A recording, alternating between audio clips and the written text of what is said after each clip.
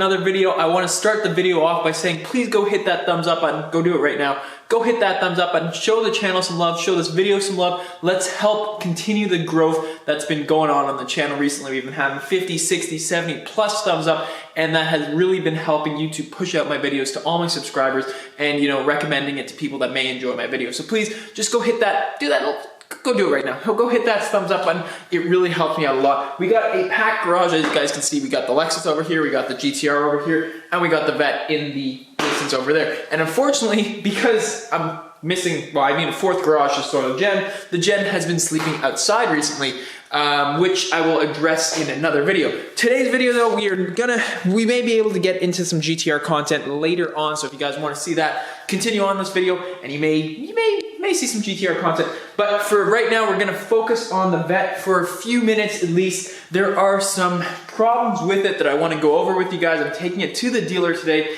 and before I do that, I wanna show you that there are some build quality issues. And I mean, if you guys know the Corvette, you guys know you shouldn't be a stranger to the fact that, you know, the Corvette has had some build quality issues ever since it came out. That should be no surprise to you at all. But I'll go into further detail about what's going on with the car. Let me just pull it out. All right, guys, so as you do with the Corvette, we're gonna go for a Corvette cold start. This one's gonna be, well, from the car. You guys have heard plenty from the back. Figured I'd switch it up a little bit. Here we go. Yeah, man. Yeah, bud.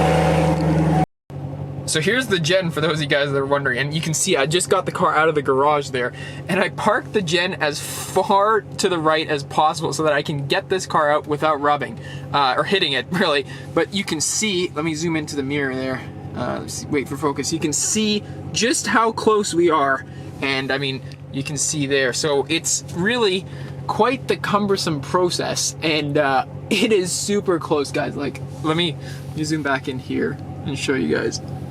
If you can see that, look at that. We're passing, I mean, that's like centimeters, boys, centimeters. All right, so the car is out finally. That is a nail-biting moment, always. But let me start by showing you guys the first problem, the first build quality issue. And for those of you guys that have been following Corvettes, like I think the biggest channel right now on YouTube, Mike StreetSeed717, you guys would know he had some rubbing issues with his bumper and the fender. I have not touched the bumper or the fender ever since I got this car. Like it's the way that it came from the factory, and mine's been pretty good. Like the gaps are very like even, very like there is no problems at all as far as I'm concerned. The only spot where there's a little bit of rubbing, you guys can see it, it's right there, and some of the paint has peeled, and that's really, I mean, this is pretty negligible. I'm not too fussed about that. If you guys want, go find Mike's video. You guys will notice that his was horrible. Like his was all over like the entire bumper, and it was peeling all the way down until there. It looked terrible, but I'm lucky in that sense that mine is fine. But I have a different problem. So when you're at speeds with the Corvette, like driving over bumps or anything, as we have obviously in the Arctic here, roads are pretty shitty. Listen to this. Like I won't apply very much pressure at all. Like this is one finger, and I'm not applying any pressure, and that is the movement in this piece with the actual like part that holds the bumper in. So you guys can see just how, and it makes this weird squeak sound. It's all over. This part is like the worst. So yeah, you can definitely hear that in the cabin. Obviously when you're not hooning and you're just cruising, if you're just like driving spiritedly in any manner at all, the exhaust covers all that noise. But that is definitely one issue, and it's, I mean, maybe it's not a big issue for some. It's really annoying for me when I'm trying to like wipe the car down after I've washed it. It feels like I'm breaking something when I'm just gliding my hand across. So something to note. That's probably, honestly guys, that's probably one of the more minor things. Not a huge deal. Most people probably, honestly, may not even notice it. Let's hop inside. I'll show you guys the other ones. Guys, the next one here is actually right here under the armrest, and I hope you guys can see that. You can see the leather is starting to peel, and obviously my nails are pretty short, guys. Like, I don't dig into here. Like, this is just wear. And so that's what I'm gonna take it to the dealer for today. I want to plan to get this piece replaced, because this, honestly, guys, is really not nice. Like, it's just, I mean, it's wrinkling. Luckily on the 3LT you get different leather, so I don't actually face the problem this is probably the biggest problem. This actually ends up wrinkling, and you guys would have seen that on the Corvette that I rented in California. That was a 1LT, stripped out like a base model. This, where you rest your hand, wrinkles back here, and I'll play that clip right now.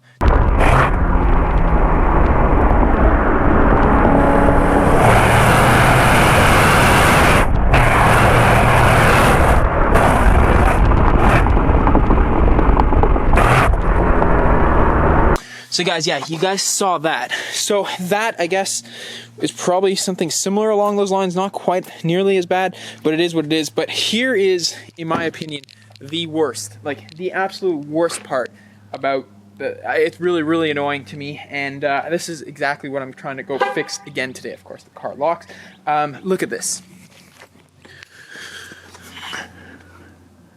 So here we have the Corvette wheels. As you guys zoom out a little bit, you guys can see it there. This is just like pitting that's happened on the wheels there. I hope you guys can see that. And you can, like, it's not rock chips. Like, rock chips would be all over. This is just pitting that's happened from brake dust and stuff. And if you guys go on the forums, you guys will see so many different complaints, and Chevy just replaces them. The fronts are not nearly as bad as the rears. Take a look at the rears. So you can see, this is where brake dust would normally accumulate. You can see the pitting that's happened there. And again, there. And it's I'll go around to the other side and show you the section here, so you can see the pitting there. And again, it's not rock chips, because rock chips would be evenly, like, you'd see a rock chip here, you'd see a rock chip here. This is definitely concentrated pitting, and it's only on some portions. You guys can see it's only on some sections of the wheel. It's not evenly distributed like, you know, rock chips necessarily would be. This actually, no, that's just melted rubber from the brakes, or burnouts. That one is really bad. And then I'll show you guys this front wheel. This one's not great. You can see it there. That is probably just, actually, no, that's all pitted. That's a weird pitting line. And I mean, that's, in terms of this wheel, that's pretty much it. I'm looking around, maybe a little bit is forming right there, but that's pretty much it.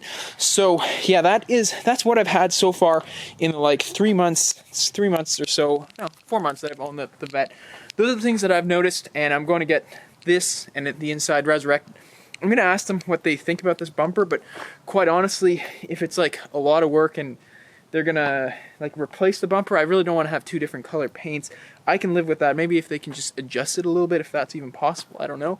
If they could, that'd be really nice, but if not, I can live with that. The wheels and stuff, I'll eventually swap out the wheels, and if I ever want to sell these, or if I ever want to sell the car, it just doesn't look nice, guys. Like, it's really bad, and it's a low mileage example. Like, to have that many rock chips and not, like, this car has not been clear brought yet. This car will be getting clear brought very soon. Like, you'd have chips. This is all like just dead bugs and crap. There is like no rock chips on here, and the fact that the wheels would be so chipped up just doesn't make sense, guys. I've been driving, like, obviously you guys see, I have a bunch of cars that I drive very spiritedly, so I know what rock chips on wheels look like in comparison to how often the front bumper gets hit.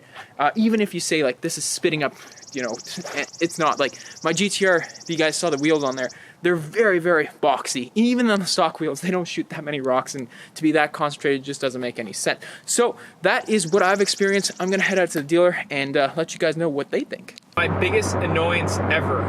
He's been riding in this left lane for the past 10 minutes. Cruising at, like, well, you guys can see it, 67, between 65 to like 68 miles an hour. And it's just, like, Jesus, man, you're a big tank. Just get to the right lane. Look at this. Like, I mean, this is so annoying. People need to learn how to drive. God damn, man. You're just sitting in there. Now that is how service should be done, guys. Amazing experience. They already opened up the work order to fix this, to fix the wheels. As I'm surrounded, you can see big GM trucks. I'm gonna get out of here, head home so that I don't clog up their well, way of work or however they get through to the shop. I'll head home, I'll explain to you guys exactly what happened. Great experience though. Surgeoner, always a great experience with you guys. Hey, would you look at that? We got another Corvette there in the distance. If you guys can see that, hopefully you guys can see that anyways. And he's off now, let's see. Is he gonna, wow. He's being beaten by traffic. That's not a way to drive your Corvette. Some people, they don't get the full enjoyment out of the Corvette. We're almost home, guys, so once I get there, I will get on and give you guys a full explanation as to what they're doing. I just want to wait until I'm outside the car again and can show you guys what they showed me so that, you know, I give you the full thing. Here we go, pull. What's going on, guys? Back home here. Obviously, a couple days have gone by. I was actually editing the video to make it go live right now. I noticed that the clip that I filmed was completely out of focus, unfortunately. So I tried to replicate it, got the same shirt on, and wanted to give you guys the exact same information. Obviously, we are back home.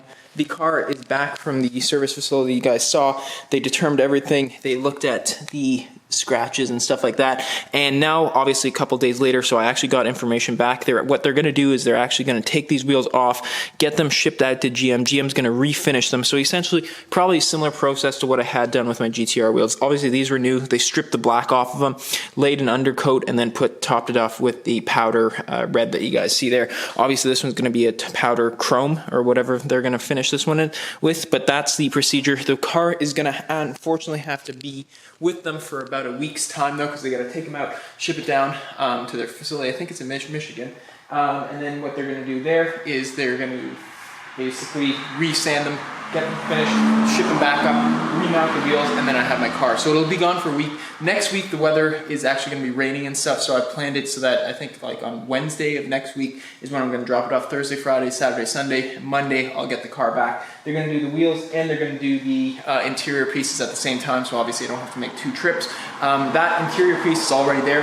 It's just going to be the wheels that I'm waiting for, and that one's a really quick swap. It's probably 30-second job, minute job. But yeah, I hope you guys enjoyed this video, found it informative. If you guys did, if you guys, you know, figured out what to look for when you are purchasing a new GM vehicle or a slightly used one, or what, you know, you want to keep an eye on when you have a Corvette, you know, please give this video a thumbs up. I very much appreciate it. I will see you guys next video.